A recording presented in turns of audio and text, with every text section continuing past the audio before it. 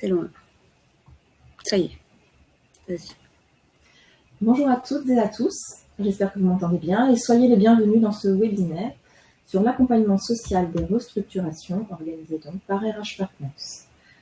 Nous sommes ravis de vous accueillir sur ce sujet sensible que l'on est peu à oser aborder, ainsi que vous soyez dirigeant RH, membre de CSE ou salarié, vous êtes peut-être concerné, vous êtes peut-être aujourd'hui confronté à une restructuration sociale et vous vous interrogez sur comment la préparer, l'organiser et tirer parti de la négociation avec les partenaires sociaux. Vous êtes peut-être aussi confronté à l'incompréhension et vous vous interrogez sur comment laisser une grande place aux enjeux de l'humain dans un projet de réorganisation. C'est notre expert Fabrice Michel qui s'aventure sur ce thème de la séparation entre l'entreprise et ses salariés et va vous livrer ses conditions de réussite d'un projet de restructuration sociale. Tout au long de sa présentation, vous pourrez poser vos questions via le chat qui est juste à votre droite. Je vous retrouverai moi ensuite en fin de webinaire pour les adresser à notre expert. Je donne donc maintenant la parole à Fabrice Michel. Il va commencer par vous raconter comment il est tombé dedans et combien, plus qu'une expertise métier, c'est une posture qui est ici en jeu. Bonjour à toutes et à tous, merci d'être aussi nombreux sur ce webinaire, une grande première pour moi, qui a pour objet de vous parler aujourd'hui de l'accompagnement social des restructurations dans un contexte un peu compliqué et sur un sujet ô combien compliqué aussi. Alors, pourquoi aujourd'hui être considéré comme un expert du plan social? Tout simplement parce que en 2012, j'ai été initié pour la première fois en étant appelé sur un plan social qui se déroulait alors dans un hôpital qui employait environ 1000 personnes et pour un projet de restructuration qui concernait environ une centaine de personnes. Alors, hôpital dans lequel on travaillait depuis 3 générations, puisqu'on était secrétaire médical depuis la grand-mère à la mère à la fille. Donc, je vous laisse imaginer que le contexte de cette restructuration était plutôt mal vécu. Alors, j'ai eu l'impression en 2012 d'être pour la première fois introduit dans la communauté humaine des gens en difficulté. Ce qui a entamé chez moi une profonde transformation à la fois de ma personne, mais aussi sur le questionnement et sur le sens que je voulais donner à ma vie professionnelle. Donc je venais de vivre une nouvelle expérience qui a probablement éveillé en moi un questionnement sur le sens que je voulais donner à ma vie professionnelle. Alors, après avoir entamé un travail qui a duré plusieurs années, j'en suis arrivé à la conclusion que je devais posséder une autorité spécifique face au pire, tout simplement parce que la vie m'avait initié à ce pire et que j'avais cette capacité de faire autorité dans des situations un petit peu de crise. Alors, dans le mot autorité, il faut bien comprendre que c'est le mot auguré qui tient lieu et place d'autorité, c'est-à-dire la capacité à faire grandir quelque chose chez l'autre dans des périodes un peu compliquées.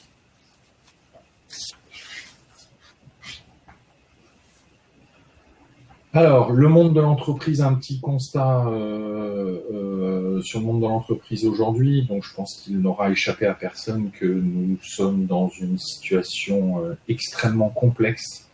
Alors, volontairement, je n'utiliserai pas le mot compliqué, parce que dans une situation compliquée, généralement, on a l'ensemble des réponses à cette situation, et si on y met un petit peu d'ADN humain, on arrive à résoudre cette situation compliquée.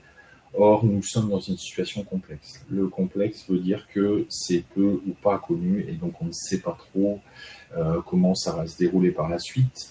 Il est indéniable qu'aujourd'hui, l'entreprise est plutôt malmenée dans un contexte d'incertitude et qu'il est assez facile pour l'entreprise d'envisager des projets de restructuration. Alors ça, c'est mon premier constat. Donc l'entreprise est malmenée en ce moment et encore plus en ce moment qu'elle ne l'était précédemment. Le deuxième constat, c'est que on observe, j'observe pour ma part une baisse de compétences chez un certain nombre d'interlocuteurs RH. On a trop longtemps pensé qu'il fallait impérativement en entreprise marquer la performance de la production au ppm par million, ça parlera à certains d'entre vous, et que on pouvait s'exonérer d'avoir le même niveau de performance sur la vision de la qualité humaine en entreprise. Donc voilà. Donc le contexte est à plus d'un titre angoissant pour tout le monde dans ces prochains temps. Mais néanmoins, on doit faire face à ce contexte et l'entreprise se doit de se réinventer. Pour ceux qui pourraient penser qu'on est en train de vivre un virage technologique conséquent qu'il va falloir prendre dans les meilleures conditions. Alors, mes constats sont les suivants. J'ai observé à travers mes presque 20 ans de conseil en ressources humaines que l'entreprise était une formidable machine qui était extrêmement bien outillée pour accueillir les collaborateurs, recruter les collaborateurs, voire même les faire grandir dans l'entreprise. Par contre, elle n'était absolument pas équipée pour gérer la séparation. Et que la gestion de la séparation restait un problème extrêmement important dans les entreprises. Alors, j'en suis aussi arrivé à la conclusion qu'un PSE, malheureusement, ne se gère surtout pas avec des compétences, alors bien qu'elles soient nombreuses dans les fonctions RH aujourd'hui en entreprise. Un PSE ne se gère pas avec les compétences, si ce n'est que de faire accroître chez l'autre la colère. Mais un projet de réorganisation doit impérativement se gérer avec une réponse de confiance et non pas de compétence. La clé d'une bonne réorganisation aujourd'hui pour moi, c'est indéniablement l'humain et on sera amené à en reparler dans la suite de cette présentation. Et non pas, comme beaucoup le pensent, un problème d'argent. L'argent, dans un projet de réorganisation, quand on vise à se séparer de collaborateurs, ne répond absolument pas aux besoins de sens qu'il faut interroger rapidement.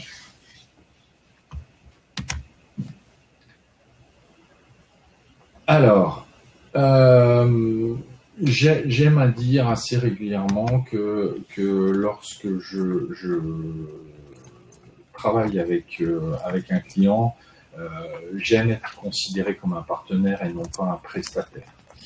Dans le cadre qui nous appelle aujourd'hui, c'est-à-dire celui de l'accompagnement des restructurations, il faut impérativement qu'il y ait cette notion de confiance qui s'installe entre mon interlocuteur et moi-même, sachant qu'il est aussi important de redire ce que nous ne sommes pas dans un projet de réorganisation. Donc, nous ne sommes absolument pas une ONG, nous ne sommes pas un nettoyeur d'entreprise, nous ne sommes pas les hommes providentiels qui vont régler tous les problèmes d'un claquement de doigts et surtout pas un super-héros. Voilà. Je pense que dans ce cadre de restructuration, personne n'est responsable de ce qui arrive, mais par contre, tout le monde sera responsable de ce qu'il va en faire. Et ça, c'est impérativement une condition de démarrage pour la suite. Un cabinet conseil dans le cadre d'un projet de restructuration doit être à la fois éclairant par son sens et transformant par ses hommes. Le rôle que nous pouvons avoir dans un projet de réorganisation, c'est à la fois de trouver une piste de décollage pour les personnes qui sont touchées par cette réorganisation et aussi la piste d'atterrissage qui va leur permettre de réaliser les projets qui sont les leurs.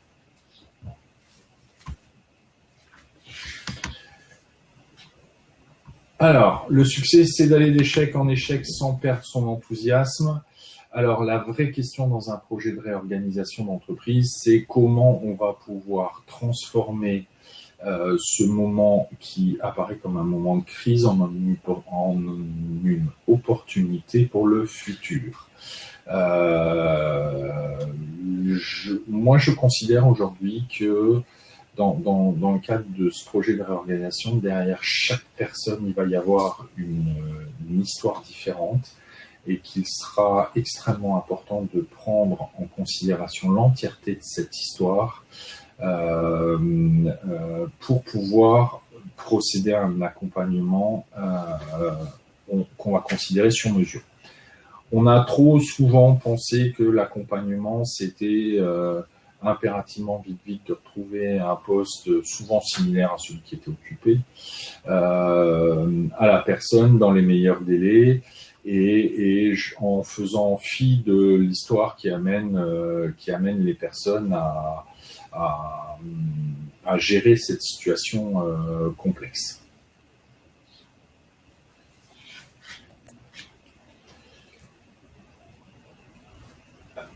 Alors, un petit peu de philosophie, on dit toujours que quand deux éléments se séparent, ça crée une ouverture. Dans des moments de crise apparaît nécessairement une faille, et une faille, c'est une ouverture qui donne à voir. Alors, à voir sur quoi? C'est aux personnes, aux bénéficiaires qu'on va accompagner de le dire. Le mot crise, qui vient du grec krinon, signifie séparer. Comme à chaque fois deux éléments qui se séparent créent une ouverture, c'est un espace dans lequel il va être absolument essentiel qu'un partenaire, et non pas un prestataire, respecte les quatre choses qui sont extrêmement importantes dans un accompagnement. Donc un cabinet comme celui que je représente aujourd'hui se doit déjà, premièrement, d'accueillir inconditionnellement les personnes sans jugement, de les aider à formuler quel va être leur projet en prenant en considération l'entièreté de la personne et son histoire, d'y croire avec elle, parce que formuler un projet réaliste et réalisable, il faut après des gens qui croient aussi que ça peut se réaliser, et la dernière partie qui doit les aider à réaliser ce projet. Voilà, ça c'est nous sommes sur ce que doit faire impérativement le cabinet de conseil. Le sens de notre mission, c'est de donner de la vision aux personnes. Alors, en quelques mots, et là on arrive sur des considérations un peu plus techniques, comment se déroule aujourd'hui un accompagnement social et la démarche en elle-même. Alors, il y a toujours dans un premier temps ce qu'on appelle un espace information-conseil. Espace information-conseil généralement pendant lequel le CSE continue à négocier les plans, les mesures d'accompagnement social avec la direction.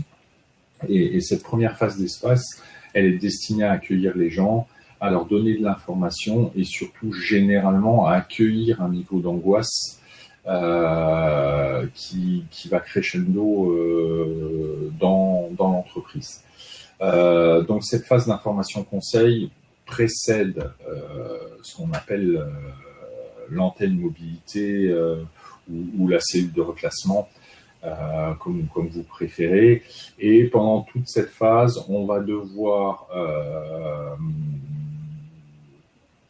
aider les gens, les accompagner, les écouter et leur faire comprendre que si on ne trouve plus d'issue à l'intérieur, c'est-à-dire dans ce qui est connu dans l'entreprise, c'est que certainement on doit trouver une porte d'entrée ailleurs et dans un nouveau projet.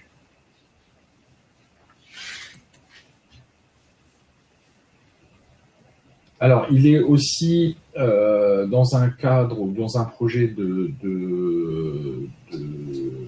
restructuration, il est extrêmement important de soigner la phase en amont.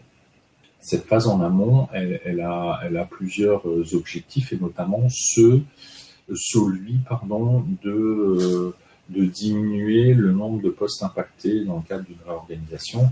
Et ça se fait à travers une GPEC et voire même un accompagnement à l'écriture du livre 1. Le livre 1, pour les novices, c'est le contenu des mesures sociales d'accompagnement qui vont être présentées ou proposées aux personnes impactées lors de la réorganisation. Voilà. On a tendance à oublier ou à occulter cette cette phase amont qui a pourtant montré de nombreux bénéfices dans le cadre de ces projets de réorganisation. Il y a aussi la phase d'après-restructuration qu'il faut soigner, parce qu'il s'agit alors de remettre l'entreprise sur les rails et de lui éviter, par faute de performance, de réitérer l'épisode qu'elle vient de traverser.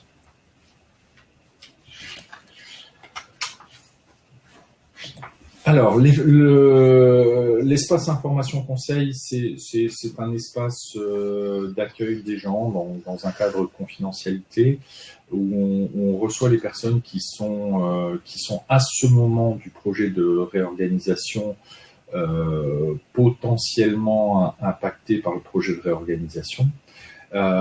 Et là, notre aide passe par notre capacité à rassurer, à informer aussi sur les négociations.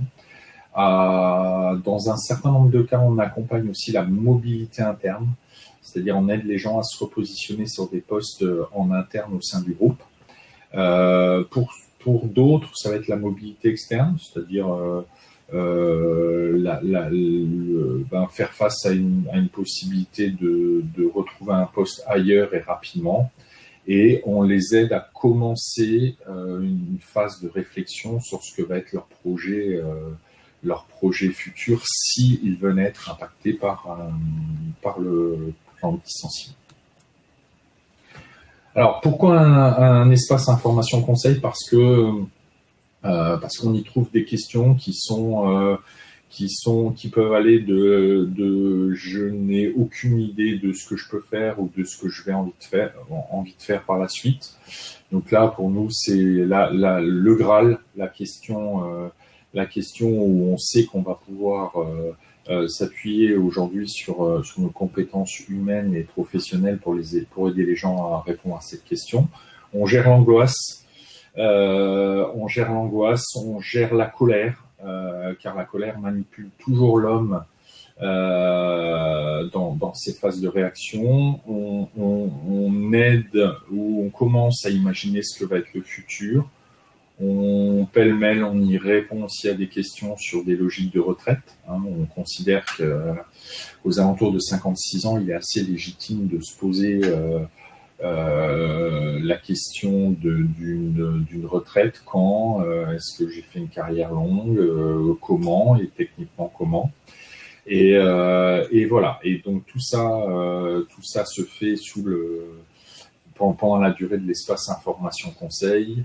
On commence à démarrer des réécritures de CV, des choses comme ça, ou peut-être des phases d'interrogation sur des formations qui pourraient être qualifiantes pour d'autres emplois dans le futur.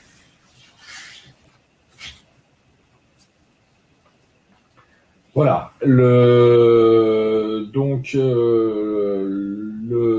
Ce point information conseil démarre et donc se déroule jusqu'à la veille des notifications de licenciement, où là et seulement là sont connues les personnes apprennent que leur poste va être supprimé et de fait qu'ils vont pouvoir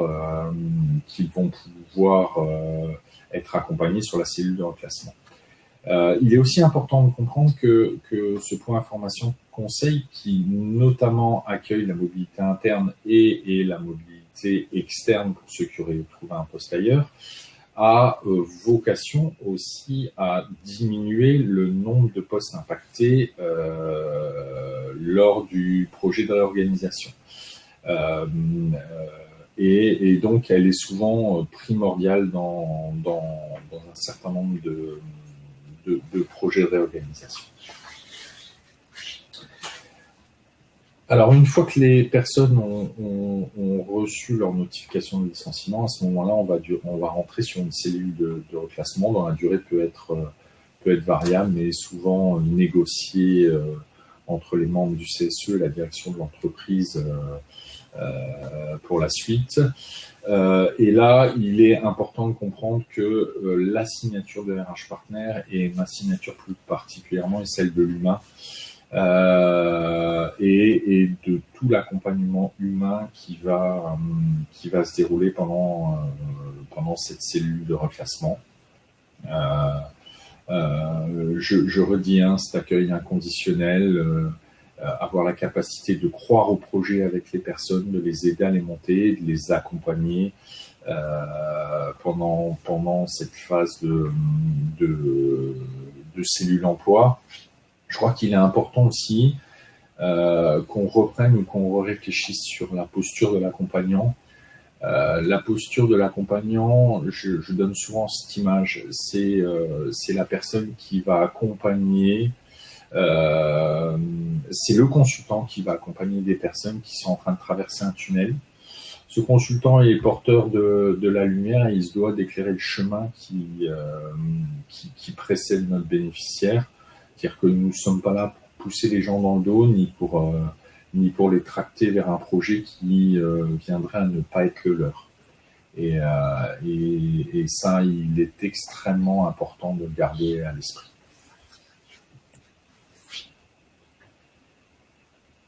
Alors, je vous disais un peu en préambule que notre signature, c'est l'humain et que derrière chaque personne, il va y avoir un projet complètement différent. Donc, bien évidemment que notre valeur ajoutée, c'est dans notre capacité à aider les gens à réaliser le projet qu'ils ont défini. Et pour ça, on a aujourd'hui un certain nombre d'outils, et notamment celui d'une cellule de téléprospection qui va nous permettre, à travers le projet du bénéficiaire, d'aller chercher soit les entreprises dans lesquelles ce bénéficiaire aimerait intervenir, soit à travers des recherches de stage dans le cadre d'une formation longue, ou tout autre besoin qui est lié à l'entreprise qui pourrait être nécessaire pendant cette démarche. Alors, RH Partner, on a la chance aujourd'hui sur l'ensemble des 120 consultants qui sont répartis à travers les 30 bureaux en France, de constituer des équipes projets. Alors, pour ces équipes projets, on y retrouve toujours déjà des consultants spécialisés. Pour moi, il est fondamental qu'on n'ait pas plus de 25 personnes accompagnées par consultant. Ça nous donne la certitude que chaque personne va être considérée, aidée dans son entièreté et selon le timing dont elle aura besoin. C'est aussi un consultant qui est spécialisé dans l'expertise retraite, parce qu'aujourd'hui, on sait que sur un projet de réorganisation, ça peut concerner entre 5 et 10 personnes, 5 à 10% des personnes concernées. C'est un chef de projet qui va coordonner l'ensemble des actions qui seront mises en place sur le point information conseil et sur l'antenne emploi, mais c'est aussi le trait d'union entre les membres du syndicat ou des syndicats, les membres de la direction, et qui va un petit peu être chargé, en tant que comme un chef d'orchestre, de mettre tout ça en musique, en essayant qu'il n'y ait pas de fausses notes. Sur toutes ces cellules aussi, et on le voit de plus en plus, on voit des gens qui se posent la question d'une création d'entreprise, donc il est toujours important qu'ils soient accompagnés aussi par un expert en création d'entreprise. RH Partner a pris le virage depuis quelques années de la digitalisation, et pour ça on s'appuie sur un certain nombre d'outils, et notamment une plateforme qui nous permet d'être en constante relation avec nos bénéficiaires sur laquelle on peut leur partager des documents, on peut travailler des sujets comme le CV, etc., etc. On a aujourd'hui des simulateurs d'entretien aussi. Et ainsi que à notre disposition un panel de tests psychotechniques qui vont nous permettre d'accompagner les bénéficiaires dans leur processus de choix. Alors, pourquoi aujourd'hui faire appel à un RH Partner pour accompagner vos réorganisations? C'est une question que je me suis longuement posée. Alors, et j'ai tenté de répondre à cette question en voyant les trois types de personnes qui pouvaient être concernées par cet accompagnement. Alors, je vais commencer par les élus. Alors, je pense que les élus aujourd'hui, ce qu'ils demandent à RH Partner, c'est d'avoir un conseil de qualité. J'ai toujours aussi tenu à respecter le fait qu'on ait une position neutre dans un projet de réorganisation.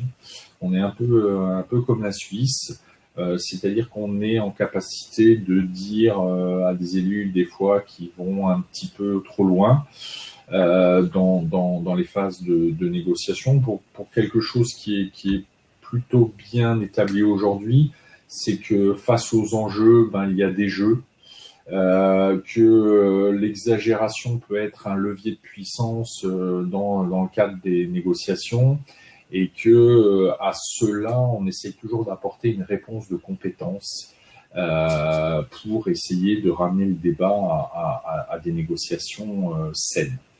On est aussi les garants, ou on se porte comme garant de la bonne application des mesures d'accompagnement social qui sont présentes dans le livre 1.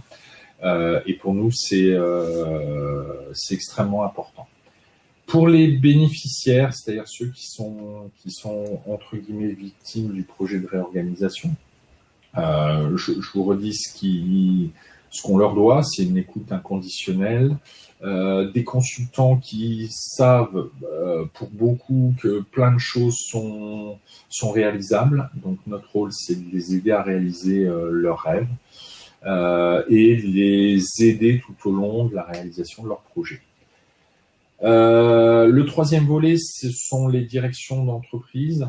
On se doit d'être une interface entre les réalités de ce qui se passe dans le projet de réorganisation et les réalités de terrain. On se doit d'avoir une chefferie de projet qui est neutre. Et en tout dernier, on se doit d'être un partenaire fiable. Et ça, je crois que depuis 1984, c'est dans l'ADN profond des collaborateurs qui animent le groupe RH Partner. Alors, aujourd'hui, on est plutôt reconnu, et pour cela, on a interrogé nos clients comme des acteurs de proximité, avec un ancrage régional fort depuis déjà, je vous ai dit 1984 pour les plus anciens du groupe. On se doit d'avoir une valeur d'expertise dans ce qu'on dit, dans l'accompagnement qu'on apporte à nos clients et aux bénéficiaires d'ailleurs, un partenaire fiable et des niveaux d'expertise dans ce qu'on propose. Donc, je vous redis, tant au niveau des expertises retraite, mais de la création d'entreprise et de toutes les logiques de formation qui sont extrêmement engageantes, à la fois pour l'entreprise qui finance, mais aussi pour le bénéficiaire qui va repartir sur une formation longue.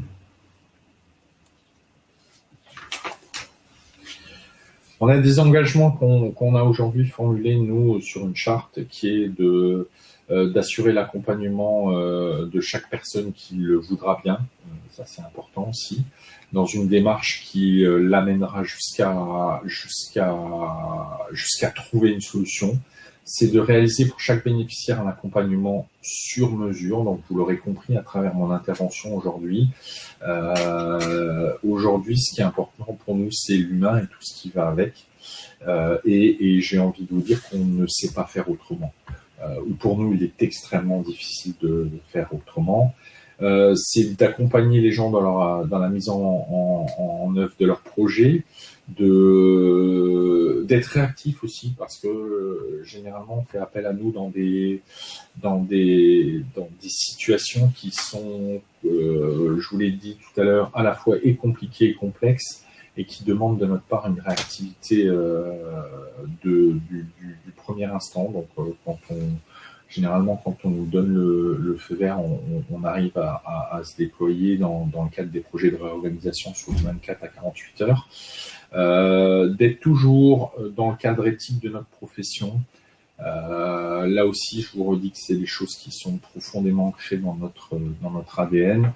Et le dernier volet, c'est que tout au long du déroulement de notre action, on se doit de rendre compte à tout le monde de ce qu'on fait et de la façon dont on le fait.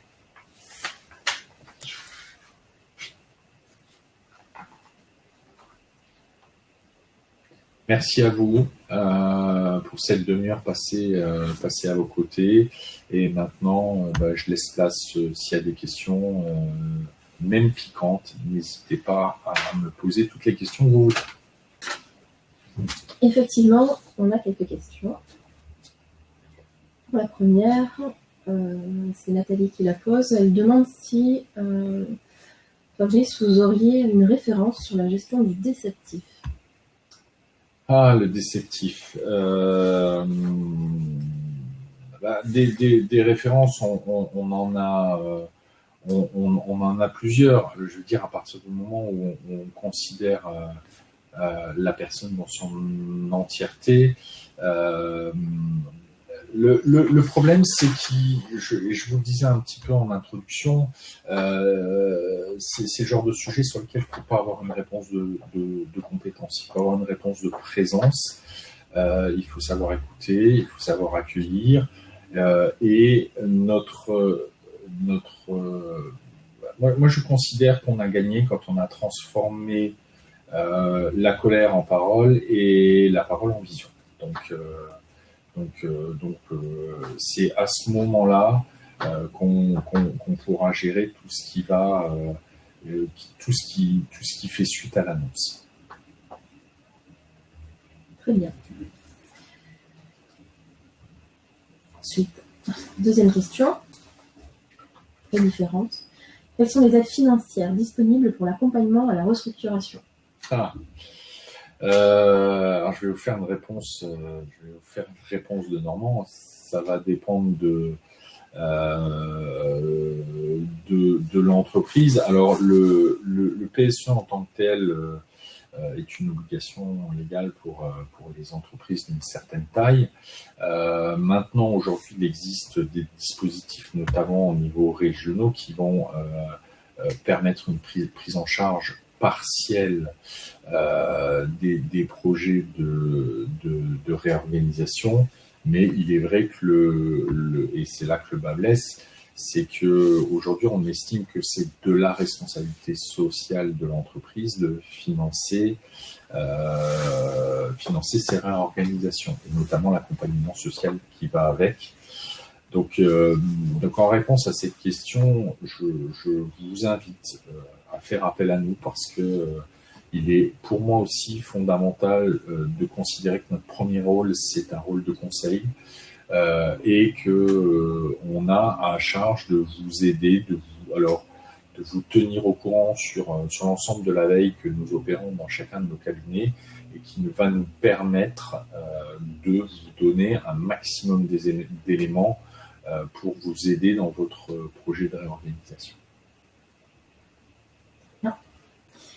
Une question, ça tombe bien que ce soit sur vous. Pouvez-vous accompagner des conjoints dans le cadre d'une mutation d'un salarié dans un pays frontalier ? Oui, alors ça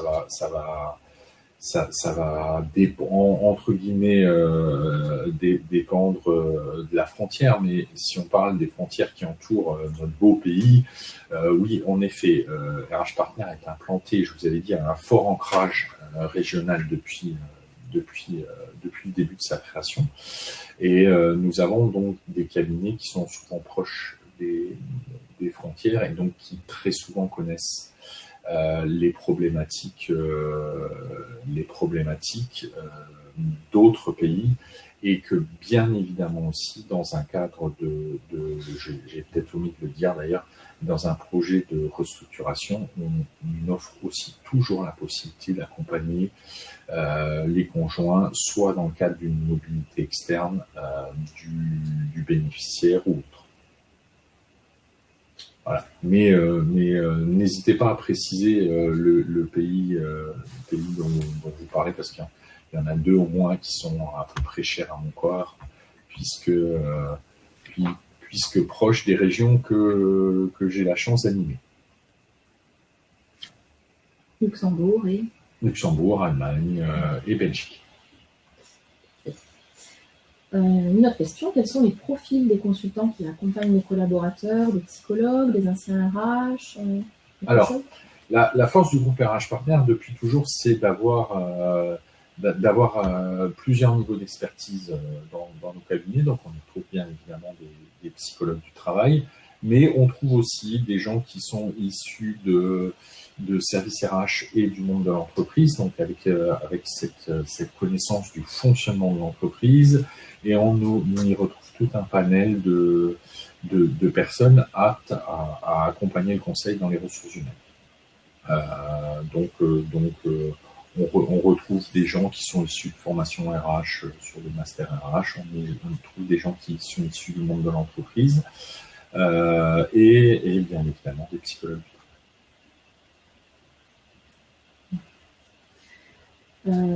Alors, sur le chat, j'ai plus de questions. J'ai juste une précision concernant les pays transfrontaliers. On parle de l'Espagne et de l'Italie, notamment.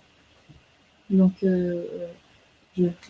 pour ces pays-là, peut-être il serait intéressant de se rapprocher de nos cabinets en PACA. Oui, tout à fait. Les cabinets en PACA, et après, sur l'Italie, ça peut être aussi nos cabinets de Nice ou dans des secteurs comme ça. Ils ont généralement, je vous dis, ancrés depuis plusieurs années dans les logiques régionales. On est souvent confronté à ces demandes de mobilité sur d'autres pays. Très bien. Je vais vérifier qu'on n'en a pas d'autres. Sinon, on s'en tiendra là pour aujourd'hui. Et je vais donc moi vous remercier toutes et tous d'avoir participé à ce webinaire. N'hésitez pas surtout à contacter Fabrice Michel, dont vous voyez les coordonnées s'afficher. Je vous laisse le temps de pouvoir les relever si vous souhaitez approfondir ces échanges. En attendant, bien sûr, restez branchés sur notre chaîne RH Partners. D'ici la fin de l'année, 2 nouveaux sujets seront abordés, avec le 3 décembre, en l'occurrence, la question du mentorat. Toutes ces infos sont à suivre sur notre page RH Partners et sur nos réseaux sociaux. Merci par avance de bien vouloir déposer vos avis, et à bientôt. Au revoir. Merci à tous, au revoir. À bientôt. Merci.